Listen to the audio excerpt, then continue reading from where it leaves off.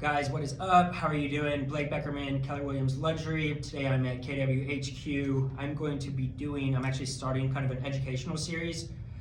We'll see what that looks like beyond today, but I know for today we're going to be starting with appraisals. So I think we're just going to dive right into it. If you're looking for more of these videos, it's kind of what I'm going to gear my YouTube towards right now, is finding you guys answers. I know the home buying process and even selling process can get a little blurry.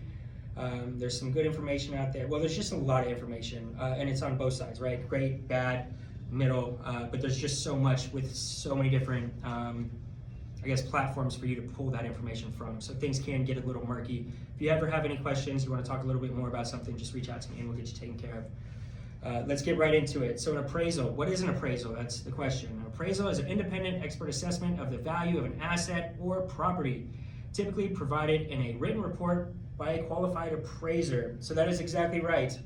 An appraisal is going to be a written opinion of value. So typically when you need these,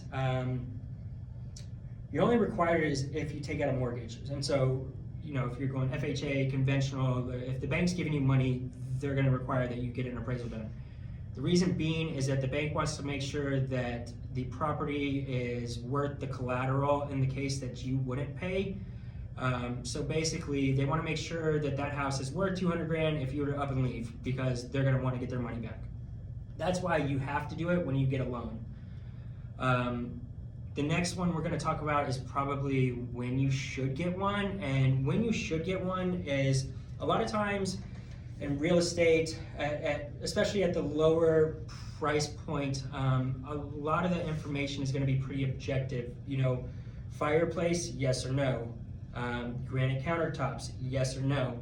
Where you start to see more subjective stuff would be in the luxury market. And if you're cash, so the way cash deal works is buyer A says that they think the property is worth X amount of dollars, and seller A says, okay, I'm willing to accept that because I think, that's a pretty fair offer. There's no independent person telling you, hey, this is what it's worth, this is not what it's worth. It's just two people agreeing. So there's no need for an appraisal. But I always suggest when you start to get up at that higher level of price, and when you start to see some subjective things, right? A great example would be a view. One person might give you 150 grand for the view, whereas honestly the next person, and this has actually happened before, the next person gives you $0 for that view.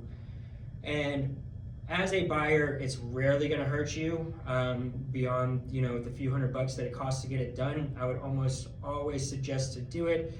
You're especially going to want to do it if you start looking at something that's a little bit nicer, a little bit extravagant. You want to make sure that you're not only paying what it's worth, but you're getting kind of what it's worth too. So please guys, follow for more tips and tricks. Blake Beckerman, thank you so much.